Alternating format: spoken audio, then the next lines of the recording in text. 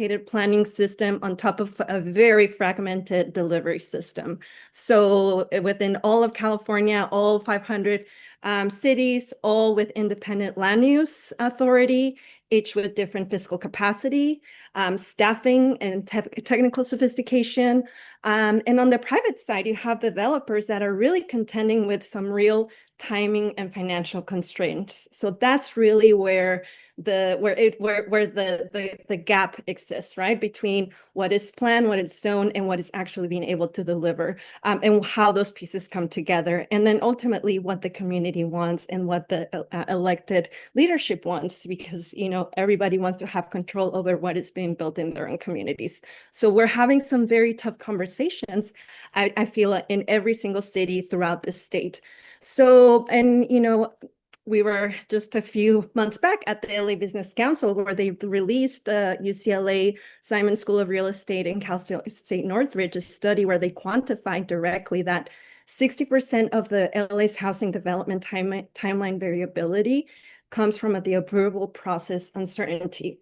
So the majority of development projects stop somewhere within the pre-development timing. So the average approval time is about 549 days, nearly 18 months before a permit is actually pulled.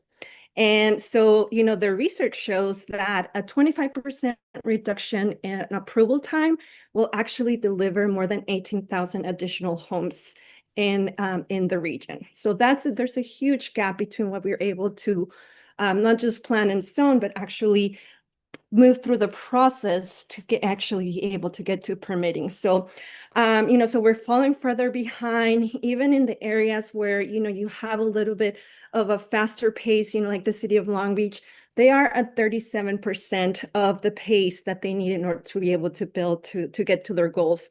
The city of LA is at 17%. So at the current rates, they're not going to get to their housing goals for obligations for another 50 years.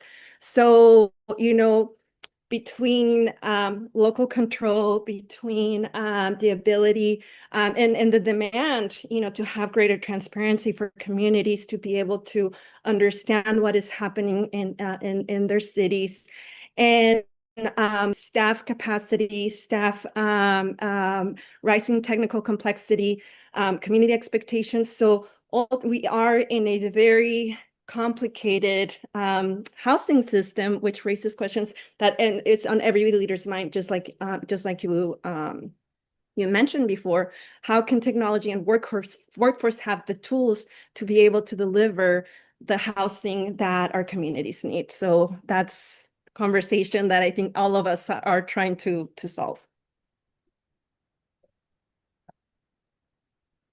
Well, Bill, you're on mute. I'll say, Violetta, you explained it, like the process of delivery. So, So go ahead. I think that was great, Violetta. I think that starts to address the policy side.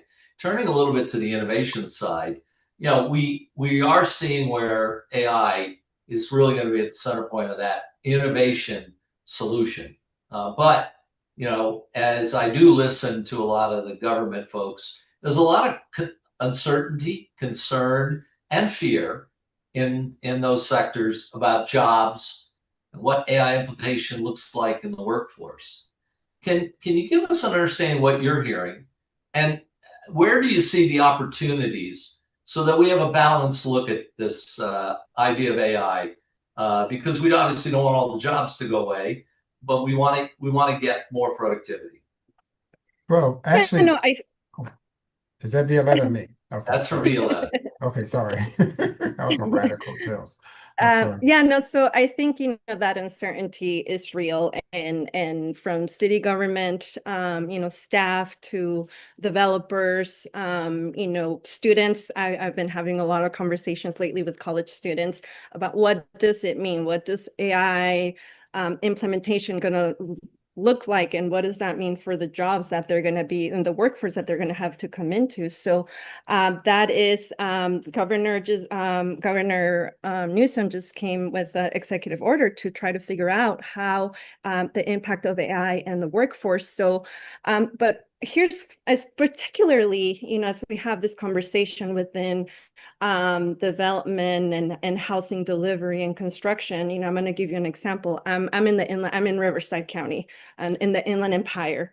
We have lost, in this last recent years, jobs, about 17,800 jobs in construction, logistics, and manufacturing. Those three are the top industries here in the Inland Empire, producing jobs for the community.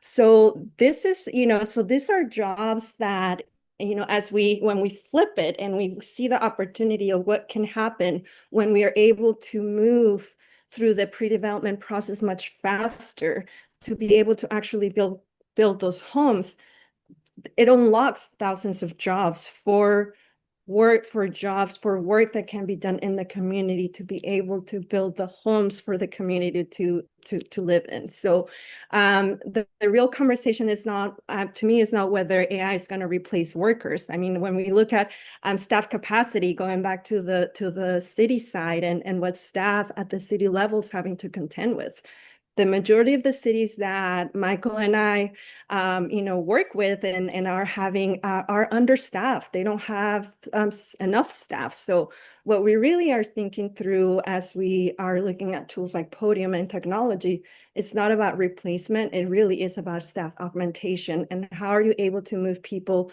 into those jobs and into making those higher level decisions that can actually allow for better community building. So when you're talking about AI becoming a tool for development and staff augmentation, the whole ecosystem gets capacity back. So cities get their planning staff back to higher value work, judgment, coordination, community stewardship, which is very important. Developers get that feasibility faster, so they're able to get to, and start making those financial decisions much faster. And construction workers are able to actually get to those work sites much faster. And ultimately our communities get those homes. So as we look a big picture, the moment that we're in, and that's why it's so important that, for us to be able to have this conversation, it's not just with cities, not just with developers, not just architecture firms, but also with our schools, with our community colleges, with those workforce development boards, because what we're talking about now are what are the jobs of the future? What does it look like when we have,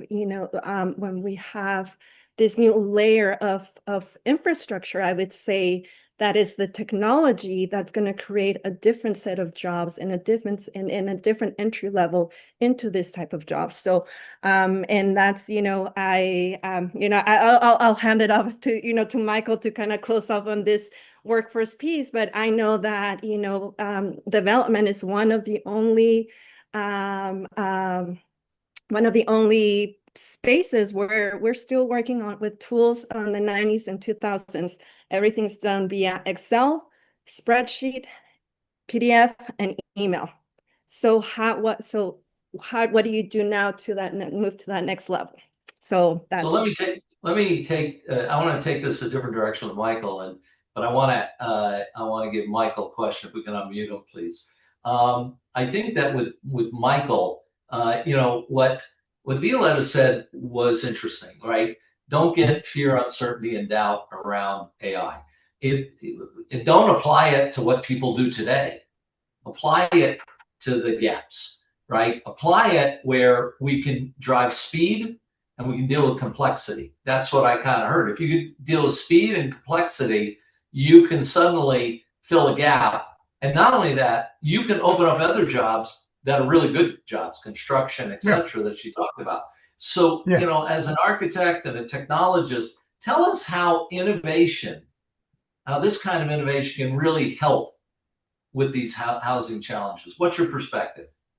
Well, it's not just helping with the housing challenge. It actually helps rebuild the quality of life in Los Angeles, because LA has been having a delivery capacity problem since the 80s. And basically the challenge has been over the decades has been the capacity to deliver houses and to fill the gaps of the decisions have constantly gotten delayed more and more. And as a result, it has deterred investment into Los Angeles, where a lot of developers are investing in other markets rather than Los Angeles.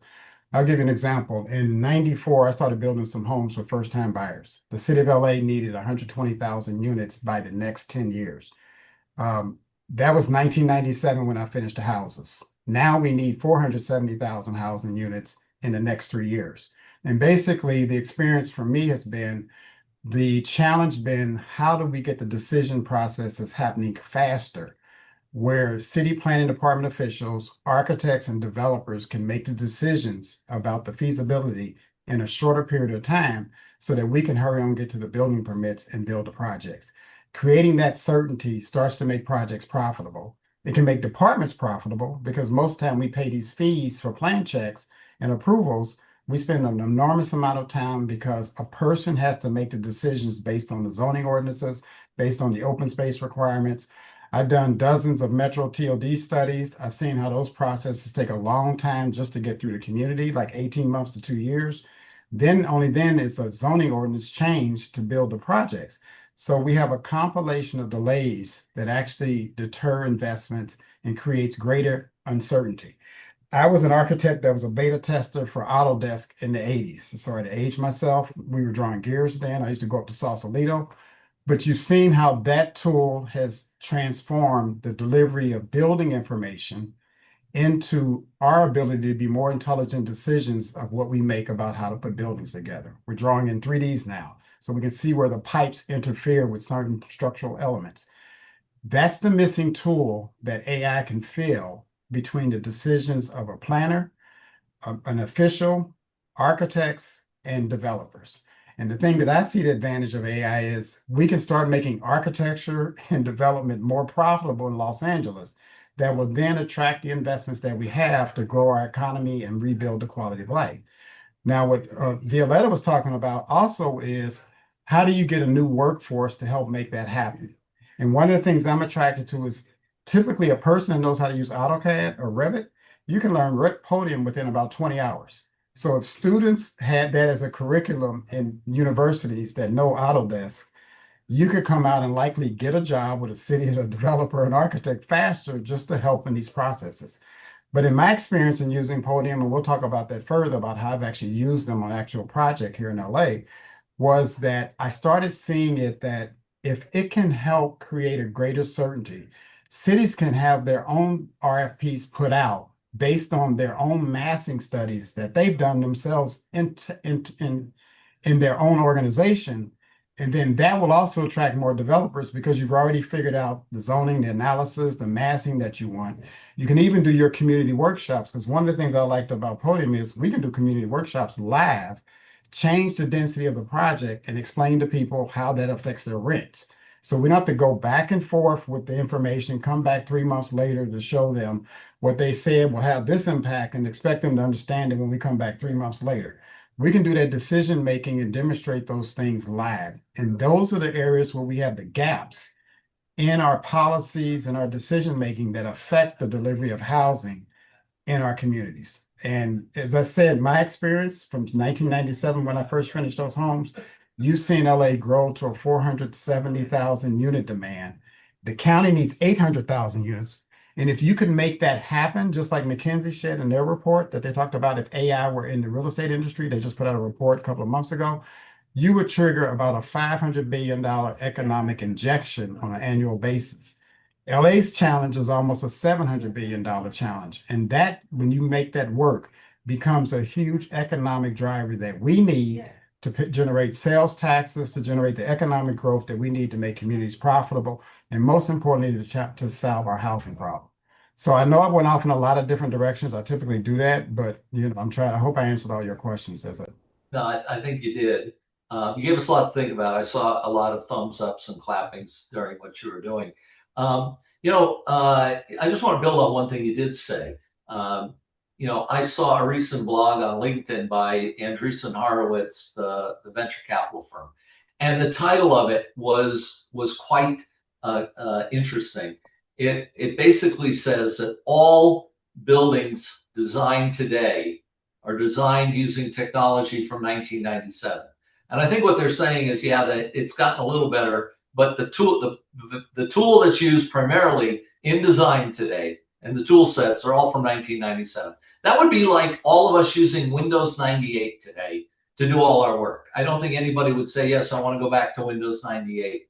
So, I think let's stick to the innovation. You are working with Podium. You're demonstrating it.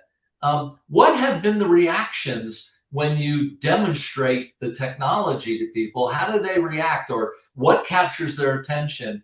And why do we believe that now may be a time for an uptick or a changeover in technology and how we design? Well, I think the speed of Podium's evolution as well, because when I first got engaged in October, one of the things I like to do is I looked all around the world for solutions that can be applicable to help LA become a better place. And so I've always looked at one of those places that attracted me was Singapore. Singapore's Building Construction Authority. I looked at how they graduated their societies out of poverty in the 60s, all the way through the great place it is today, where they have like a 90% home ownership. That would be a dream achieved for LA. So if we could do that, we would be a great place. But what happened was, in looking at how Podium was and having done the metro studies, I asked them to look at applying Podium to a metro TOD site that was studied in 2019. I did the TOD studies with a partner of mine on the Crenshaw in 2012. The colleague of mine at City Design Studio, they did the Metro TOD study for the West Santa Ana Branch Corridor, and that Slauson Station was one of the sites. So I said, could you apply Podium to this site and give me some development scenarios?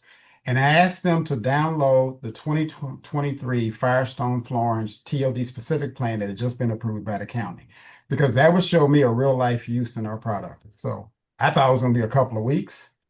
They came back to me about 3 days later, and they had 64 development scenarios based on that zoning ordinance, the open space requirements, and that just blew me away. And that's when I started seeing we could use this in community meetings to explain to people the massing densities necessary to attract investors. You could start creating greater certainty. Since then, architects, we take all that information, we have to put it in a spreadsheet. If you do affordable housing projects, how you have to go back and forth between your nonprofit client, the architect, and back and forth. And that information we take in spreadsheets and then put in beautiful reports for everybody to read and show in PowerPoints. Since then, Podium's accelerated that to happen within the modeling, all the way down to the renderings. So you basically now can use it as a tool to go from massing studies all the way to schematic designs that then can translate into Revit. And that's what started attracting me about that decision-making process. All of us use Claude AI, ChatGPT, and we've seen how that's expedited our abilities to put together proposals. It used to take us like 6 weeks to put together a proposal. Now you can do it in a week, right? You just tell all your consultants to get the information. That's the decision-making gap that's in between our planning departments, our architectural practice, and developers' need for information. Then if we can shorten that gap, we can start making our businesses profitable, as well as make the delivery of housing that creates the investment for infrastructure. And I'm a big fan of infrastructure. But I know we need the housing to support the infrastructure. So that's kind of where I think I left the street that I was. I think that's, that's great, Michael. I think I'll come back to you and Violetta in a second. I want to drag David into this conversation. So, David, you worked for a developer for a large percentage of your career, a global developer. You knew the technology needs. You knew what worked, what didn't work, and you were part of this idea of developing this AI-based Podium platform and bringing it to market. And you spun out of Lendlease, came out of a very safe environment. Next thing you know, you're in a startup. What is Podium building? So it all sounds like magic when Violetta and Michael talk about it. So why don't you tell us what you're building? Yeah, no, thanks, Bill. Yeah, let me run through it. So, yeah, as you mentioned, Lendlease looked at the industry and actually decided to, we need to think about and disrupting ourselves on how we operate and work, right? So, and myself being a part of Lendlease for a good part, 17 plus years, I also got to get that sort of bird's eye view over the top of things. So, I've been a part of the industry from development into construction, and even spent quite a number of time in the operational asset management space because we know that a building's life cycle, needs, the why we put the sort of rigor into it is that the building needs to live for 40 plus years, right? So that's why we need to apply the rigor that Violeta and the authorities are asking for. And when you're in that type of role, you get to live the life of the individuals, the executives, the people, the management, the people on the ground that does it. And what you realize is that a couple of things. One, you realize is that everyone is trying to do the same job, right? As Violeta mentioned, everyone's trying to get, in this context, get housing delivery faster. Doesn't matter if you're a supplier, doesn't matter if you're a developer or an authority. That's all you want. When you look at it from an angle of a technologist, you see everyone's looking at the same problem, but they're looking at it with a different viewpoint, right? It's the same cube, but you're looking at it from different faces. And really what that is about, and what technology does, right? It disseminates that information transparently and quickly, right? So different points in that life cycle, you don't have to wait for the information you need, right? You don't need it to be handed from another person because they're busy in their job. They may forget, right? They're not trying to stop you from doing your job, right? So what we looked at, and what Podium looked at is go, okay, the other aspect of it, we do have technology. So I think, Michael, you mentioned, right? AutoCAD, those tools are out there. They're super good at what they do, but they're still siloed. Right? So Viola, you talked about Excel, email, files, probably Word documents, presentations, all that stuff, right?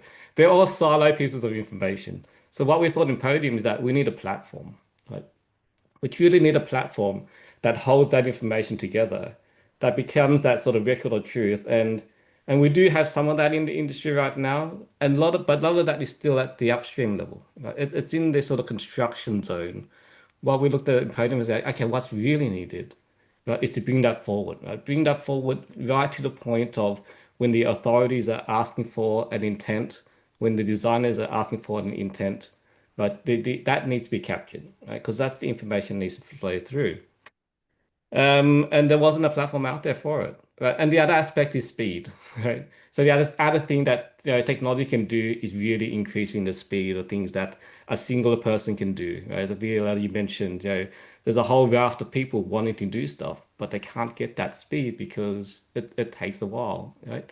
So the breakthrough that Podium did and looking at is to really just think of how you can build a system that takes the intent of a developer.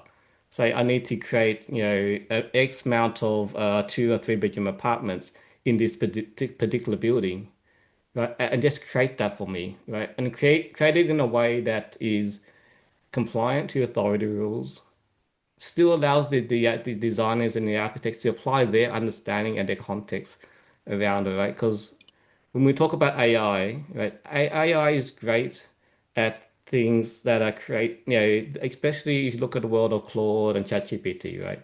It can absorb all that information, but effectively it's doing a predictive model, right? So it's giving you some ideas and some thoughts on how to do stuff. Right? So there's that aspect that brings that technology together quickly, it allows you to move fast. But then there's an aspect that Podium does that it's not being done by some of these models, is that it honors the skills, the AEC skills that brings the truth and the auditability and the certainty that this industry demands and needs, right? So as a professional architect, as an engineer, you sort of can't afford, you've probably heard about hallucinations in, ChatGPT and things like that. You can't afford that. You guys, in the audience demand that level of certainty, and certainly a developer would demand that level of certainty if they're gonna pour millions of dollars, right, into any project. Right. So that's sort of I went around a bit, but so what Podium is bringing is really, one, transparency of information, so making sure that information is needed and produced rapidly at the point of need, right? And speeding that process through AI and automation. Because I think you need both of those, right, to really address this housing, the housing delivery concerns we have now. So I want to follow up on something you said. Again, I want to pick on this fear, uncertainty, and doubt around AI. One of the things you said is Gen AI hallucinates. I actually don't believe Gen AI is going to be used anytime soon for generating a building design. Because the one thing I know is math matters and truth matters in that's why we need architects. That's why we need engineers. The experience to make sure that we capture reality and 100%. The closer we get to a design with 100% reality that can be built, I think construction peoples are always looking for that as well, right? They'll say that's when they have problems is when there's errors. But we can't introduce Gen AI into this if it hallucinates. So when we say AI, what exactly do we mean by an AI-based platform? What kinds of AI, and how do we know? Because math matters, right? Certainty matters. How do we know that when you're doing the math for a structure or you're doing the math for the layout of the electrical, how do we know that we're not hallucinating? What is it you guys do with AI? So give us just a little thumbnail sketch of what AI means in the context of Podium. Yeah, no, thanks, Bill. That is absolutely important, right? So I think when the narrative of the current, AI, boom right now, it is around the generative models. So ChatGPT, Claude, Google Gemini uses what we call generative transformer models, right? And those transformer models uses a large amount of data, right? It predicts the patterns, but ultimately what it's doing is a predictive machine, right? It's a very well supercharged word prediction. Right? But both ChatGPT and Claude uses what we call LLMs, large language models. So all those are based off human language, right? The challenge with human language is also subjective, right? Everyone can interpret something slightly differently, right? So, and I think this is what people think of when they talk about AI now. But you have to remind ourselves AI started a long time ago, right? A while back, right? And there are other models that are not predictive in nature, right? That allows you to encode, right, the expert knowledge of the industry people into the model. And that's what we're doing with Podium, right? We're looking at it and going, okay, a structural engineer understands the load characteristics coming down. They have to do those calculations. And then when the engineer looks at flow rates, friction, water going through pipes, an architect sort of needs to understand that, brings that all together, right? And what we've done with Podium is at our core, well, what we believe truly is that the right to be at the table with AI is to create a core that generates a model that is both auditable, traceable, and visible. Right? Even the experts in the model in the current frontier models looking at LM don't really know how they work. Right? I don't think this industry can trust something that they don't know how it works. Right? So that's what we've built, right? And the differences in how we've done it is that we allow all these different disciplines to interact with the model. So what we call in Podium as a choreographic system, right? So it's not orchestrated. It's not saying A, do this, do this, do this. It's choreographed in a way that it goes like something's happening in the model. I need the skills of a structure engineer to apply here. Then I need the skills of an M&E engineer to apply there.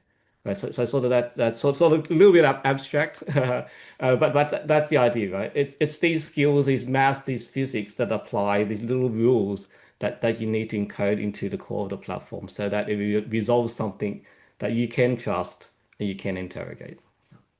I think that's great. Sounds a little bit like magic, but I think it was Isaac Asimov that says, all innovation starts as magic and then turns into reality. So, I think Michael sort of said it before, until you see it, it's hard to believe the magic. So maybe, we can show a demo here of what you're talking about. And let's start with a video that, couple-minute video that shows what you just said. And then I'm going to have extra credit for you and something a little more difficult for you to do. But run the video, and then I'm going to come back to you, David. Podium is built to adapt and scale. With Podium, you can automate design and have feasibility done in a day. Generate multiple scenarios in minutes, weigh your options and decide faster, so you can plan with confidence and move forward faster. To begin, simply outline the plot and define development zones. Then, within minutes, drag and drop the ready building templates to your site. Podium dynamically adjusts layouts based on your provided requirements. Adjust your bedroom unit mixes and criteria. Podium solvers automatically optimize to match your requirements.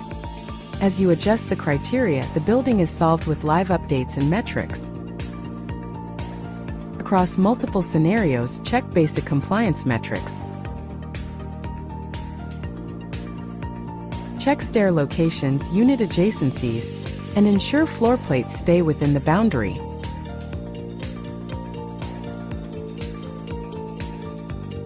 Within Podium, you also get a library of apartment designs that can be reused across projects. Build your own or use Podium's ready-made templates. Each template has fully detailed layouts, rich with data and information, allowing you to work with live data from your feasibility models.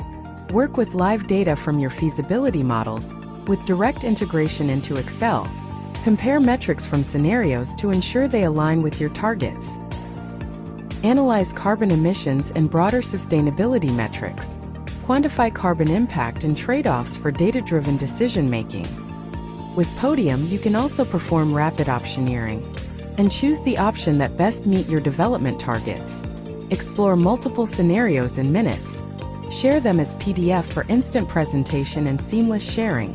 With Podium, coordination happens in hours, not months, and structures are automatically generated within minutes. Podium creates detailed analytical model, allowing for more in-depth cost analysis. With just one click, Podi AI transforms models into stunning visuals, enhancing clarity, improving visualization, and accelerating decision-making. Multiple buildable scenarios in minutes.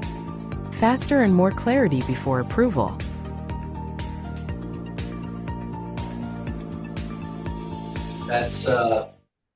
That's pretty incredible, David. I hope people enjoyed that. But I have an extra credit assignment. I know you're always an A+ student, but you're always looking for the extra plus in that. So we're going to challenge you for a live demo. And Michael, you actually gave them the challenge. Maybe you can tell us what the challenge was. But I want a live demo. I want to use the real software. I don't want a video because I want to see that I can trust what you're doing back there. So I'll keep my fingers crossed, by the way, for you, David. So Go ahead, Michael. So what I wanted to do was for the audience demonstrate a live situation. So I asked Podium to have a live demonstration at La Brea and Wilshire Boulevard on the Metro TOD sites that most of you may know. The D line just opened up. I think it's the D line. The Purple Line was what it called. Down Wilshire just opened the new stations. And so part of the attraction I see for Podium is it can help Metro get to their 10,000 unit goal they want to get to of delivery by developing multifamily housing units on the sites on these stations they have. So I've asked David to take the site on the southwest corner of the station and show us an example of how to do multifamily development on that based on certain guidelines. Okay. All right, David, this is your chance of glory. It's got to work. So, audience, this is where you get to see magic and enjoy the show. Let's see if you can bring it up there, Michael. Somebody's throwing up flowers.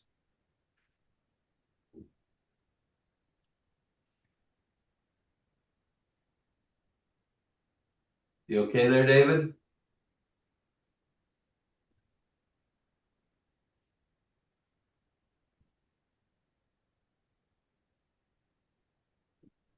We're working in 2 different countries.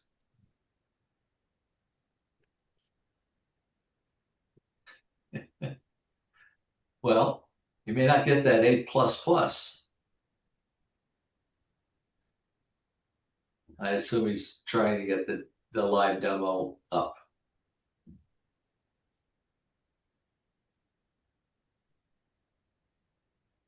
We doing okay, David?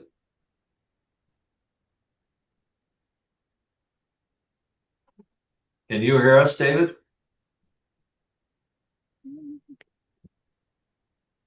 I don't think so. I think we might have lost David. I think when he did the video, I wonder if his audio stopped working. He seems to be trying to figure out how to turn his audio back on. While we're waiting for David, Violetta, I'm gonna turn it over to you. How are city governments seeing opportunities to apply Podium? Where is the value, and how are they thinking about getting started? Yeah, I think one of the biggest opportunities, and Michael mentioned it briefly, is in having the opportunity, the cities, some cities still have some land that they own, that's, there's a process that through the Surplus Land Act where it's a mandate for local municipalities, local agencies to dispose of any available land and turn it into housing and make that available to affordable housing developers first. So I think one of the challenges, and when there's sometimes cities, they say, okay, we have 2 acres, we have 5 acres, sometimes it's smaller, and it's like, okay, but as they go out into the private sector to figure out what can be built there, oftentimes they just see once the proposals come in. So it's hard to come up with that feasibility. So really, this is where the opportunity, as Michael mentioned, to create their own feasibility studies for the community to understand life. A big part of this entire process is community building. How do you make sure that your community knows and understands what is being built, and that they also understand what it takes to build something, So having the opportunity when you are in those community meetings, Michael and I are often at, those community meetings where, you've been spending, with your development team months, to prepare with your architect to have your site plan, everything ready to go. You go to the community meeting and all of a sudden, oh, well, that it's too tall, or that doesn't work here. Oftentimes, without really knowing and understanding that, well, that's the only thing that would be feasible to be able to build here. So having the opportunity for cities and for communities to see what is possible, just like as Bob David's going to show, and be able to do it live in the community meetings. So I think that those are some things that, as we've been talking to different municipalities, different developers, that's what's really been exciting, especially as you look at some of this large community projects that we see in some cities coming in. And do you think, I just one follow-up, and I'm going to turn it back to David to allow him to earn his A++. Do you think that this can be used by city planners to get speed into the system, working with developers as well? Absolutely. Yes. Just having, I think one of the biggest, and as Michael mentioned, have like learning what's been successful in other countries and learning what Singapore has been able to do through their building construction agency. And so having planning departments, the ability to look live data and really play around with that data and really have that capacity in-house to be able to come up with those feasibility scenarios, so that they're incorporating that as part of their planning. If you take it one step even back, to the infrastructure and all of those community needs that is required in order for any type of development to happen. That's where the real opportunity really happens. And I don't know, Michael, if you wanted to add. I want to add something. One of the Yeah, things that recently, with the housing crisis in Los Angeles, it was interesting. About 2 years ago, a lot of cities were talking about all the surplus land they had that they wanted to put housing on. Well, that program kind of went like this in terms of, in the end, they were like, how can we get it out? So they were sending out lists to get developers interested. But Podium for me can be a better tool for now. The cities can start doing internally in their planning department. What can we do of best value for ourselves, or what do we want before you put out the RFP? Instead of giving developers lists, you're more intelligent about what you're seeking, and then that helps them influence development faster. That's the thing that I was attracted to. You should be cranking out RFPs rapidly with that. And okay, so All with that, right, now I'll I'm gonna let David try to recoup from being lost. You can hear us, David. Is that right? I can hear you. I can hear you. Can you hear me So now? we can hear you as We can hear well. you. You're So back. this is Yeah, your chance of glory, my friend. So yes, So let's I see what you can do actually, here. yeah, I didn't pay my dues to the software demo guide enough this morning, so yeah, So, that failed me. So let me restart and kick this off now. so I'll put it in Yeah. context. As I said, this is the southwest corner above the metro station that just opened at La Brea and Wilshire Boulevard. So if anybody's been on the train so far, which is a couple of blocks from my house, that's why I would like to see it develop too. So, All right, yeah. Let me make sure. Let a software architect try to produce something for you that that a building architect might approve but I'll of. put it in context. As I said, this is the southwest corner above the metro station that just opened at La Brea and Wilshire Boulevard. So if anybody's been on the train so far, which is a All couple right. of blocks from my house, that's why I would like to see it develop too. So, All right, yeah. Let me make sure. Let a software architect try to produce something for. it's playing back the recording. Oops, I better be quiet. Nope. Sorry. Nope. Okay. There you go. Sorry. Okay, let's go. That was me. I still need to make a few offerings based on the. Okay, so let me. This is what we call the site view of Podium. So this is where, as an architect, and also developer and authorities, you get to see like what does this development look like in context. So a couple of things you get to do here immediately right away is look at things like so these are our GIS layers. So these are important bits of information that tells you about your development. And so we'll work with the authorities to bring in additional layers that covers the ordinance rules, etc.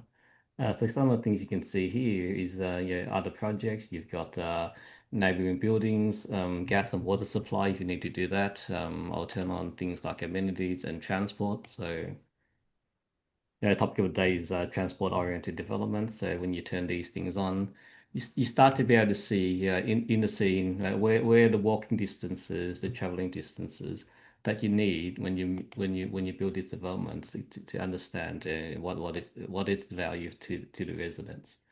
And also things here, I can bring on the noise exposure. So if I turn that on, what it's going to do is start rendering and looking at, obviously this, and Michael, this is probably a fairly busy street down here, Wilshire Boulevard. So you can see all the noise exposure. Right? And if we don't have the information and you've got it, you can bring it online as well. Right? So this is all the stuff you can bring in. Let me turn some of this off now, and I'll also bring in here other layers you can do at the site level. So you can turn on some shadow analysis. So if you look at here, I can look at it from in someone point of view, where the shadow is falling over the top of this site. So you can do this analysis. Applied in winter as well. It looks like it looks slightly different. And the other things here, I'm told that an architect likes to understand the wind direction. So we've got a wind rose analysis that you can play with on the side here. So that's at the site and context level. And let me hide this, and I'll go back to the main screen. And let's look at what we can do at the site itself. So this is the site we've created. I've pre-created some of these items. So typical sort of tool sets you want here. So you can put your landscaping areas. You can put in roads and information, and more importantly, from a ordinance point of view, you can put in your zones. So build zones, no build zones, your planning envelope. So exceeding certain heights. So these can all be preloaded, pre-configured into Podium. But what I want to show you, and part of the magic really is when you look at it from the point of view of how do I quickly create a buildable building onto this site. And it's simply a matter of dropping this object here as Pine Tower. I've got some control points as a designer, so I can look at it and say, what are my criteria I need to build, right? So what is the developer asking for? So one of the common things is, let me change this and say I need 50-50 mix here. Let's go with 0-0. So is that okay, Michael? So a mix of 2-bedroom or 3-bedroom apartments on this particular theme. And I think you saw in the video you can control all these other points down here. The other thing, let me just position this guy a little bit better. So I'll just rotate it, move it around, put it against this road. Right. And really, that's all the manual activity you need to do. And this is where, when I talked about earlier, Bill and guys, about the AEC skill sets that get applied. So this is what's going to happen now. It's going to run through and apply these criteria on the right-hand side here, right? And then start to resolve the building for me.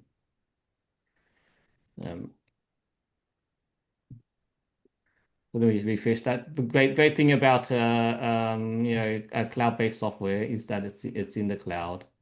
And if something goes wrong, you can refresh it and expect it to appear again. Whoops.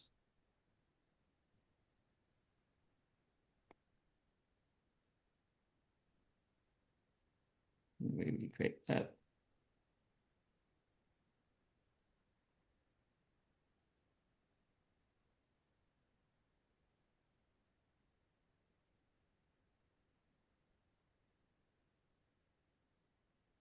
Take it up again.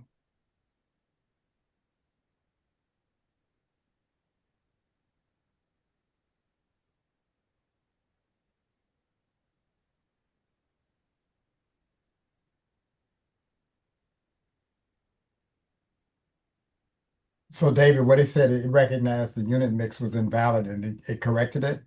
Yeah, so I didn't look like it, and then and yeah, so it sort of didn't produce the outcome just then. But as a cloud-based software, it's never lost. So just in that case, I just refreshed the browser, and all the information is still there and kept for you. So we're getting closer to the top of the hour, and I want to be respectful of everybody's time here in the webinar. Dave, maybe you can just highlight some of the key features to bring us to a good stopping point. So yeah, I was going to show you some AI rendering. But what I'll do, let me take this to the next point. So what is generated here, and I'll walk through. Right, the building is not just meeting the apartment mix that I've asked for. It's also ensured that the right travel distances are met between the apartment units. It's created the stairwell location, right? So it ensures that from a building compliance point of view, those items are met. And then let me just bring it to another view here. So we've done the site view. So what I want to do is now apply the AEC skill sets in Podium, right, and take this building to the next level of detail. Right, this is now it's going to take it into schematic level resolution. So what it's doing is taking that spatial model we just had, taking the spatial elements, and now it's going to start resolving the structural elements of the building. Right. In terms of understanding delivery time frames, Violetta mentioned, right, is that you sort of need to understand that schematic level depth here. So what I'll do is I'll turn off the spatial elements. And you see before our eyes, it's going to start rendering and computing what the structure of that building is now. So again, this is not a predictive generative model in the same way that Claude and ChatGPT is. This is a compute engine, right, that computes the actual loads of the building, right? So what it's done is taking the unit wireframes, consolidate that into floor plate and then building wireframes, and then applies all the calculations that a structural engineer would typically apply to the building. So you can see resolving before our eyes. Every element of this building is being calculated, right? And you can follow and see the when it gets generated, you can see all the elements appear, and you can interrogate all them elements and see the load characteristics. And then it even applies the supplier products into the model as well. Right? So everything is traceable, auditable. You can see it, and we'll learn about it a bit further. It's going to do the superstructure, and then it's going to do the substructure as well. So yeah, this takes about, depending on the size of the building, anything from 2 to 4 minutes. You can see already the different elements of building appearing before our eyes. So quick question, David. I don't think you have enough time, but this is not going to translate to the rendering capabilities as well. Yeah, I can run through the rendering capabilities, so that's also available. I don't think you have enough time, but it Yeah, does yeah. translate this from what we're looking at now to actual renderings of the site, which is perfect for community meetings. It's perfect for city officials to be able to get a feel for what the context of the community would be as they're studying these for proposals. So since we're coming up on time, I won't ask you to do that this time. But we showed it in the video, so that's like Yeah, and we can let that play in the background here as well. So you saw the structural elements, and what I'll do is go back into the model here, the steel structure, and whilst you guys keep chatting and going along, and what I'll do is I'll get this guy to also generate a nice little And then the other things building. I guess that we didn't show but can do is where we have the envelope based on the zoning ordinance of the height limitations, the open space requirements, all that can be generated in a report as well. So those Yeah. So I'll let this guy run. It's gonna do the image rendering. I think you like that, Michael. And then yes, absolutely, the report creation when you need to do a submission that tells you, the exact unit mix, the garage floor area, the built up area of the building. That also Okay. can. And I think Bill was going to bring it to for people that may want to trial use of that discussion. Am I ahead of I'll myself? get to that in a second, Michael. Okay. Well, so I think what everyone can see out of this is what you're talking about is weeks and months worth of work.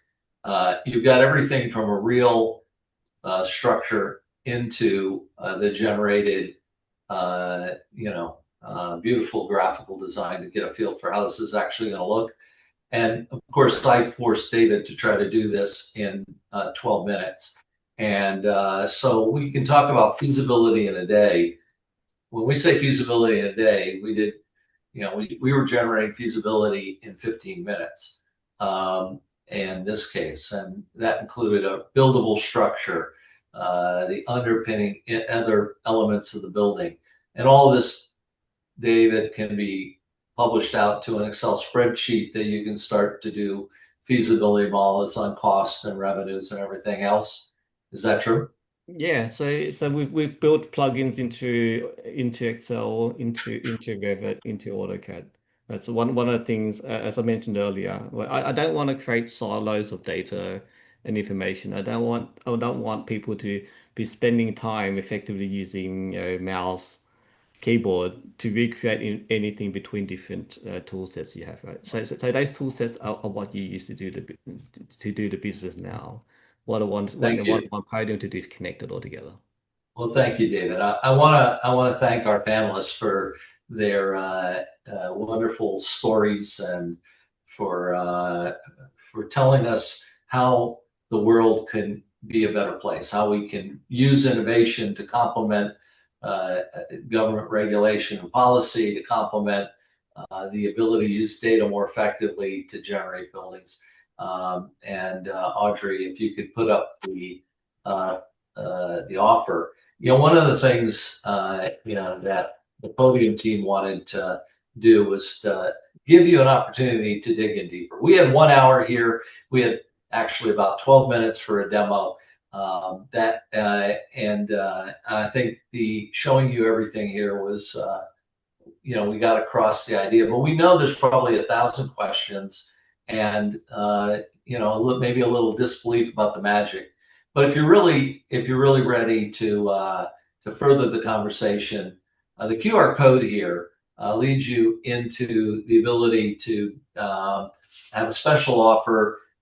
It's really a 14-day trial. It's the ability for the team to actually work with you on a proof of concept and show you how the technology works. So if you really want to dig in and you'd really like to give it a shot and to get under the covers, this can become your technology innovation aspect to help address the future as we move forward. So I want to thank everyone for attending, your time and attention. We're going to end on time here. So with that said, we'll certainly let you know next time we're going to have another webinar, and we'll be tackling these kind of issues and talking about how can AI help and try to get rid of the fear, uncertainty, and doubt that a lot of the press shows, and really get down to how do we drive speed, how do we deal with complexity, how do we build better places, how do we build better experiences, and quite honestly, how do we actually drive more jobs using this kind of technology. So I want to thank you all, and hopefully there'll be interest in following up. So thanks everyone. And Audrey, I think you can end the meeting. Thanks, Bill. And thanks, Thank you. Michael and Violetta. Thank you, everyone, for joining.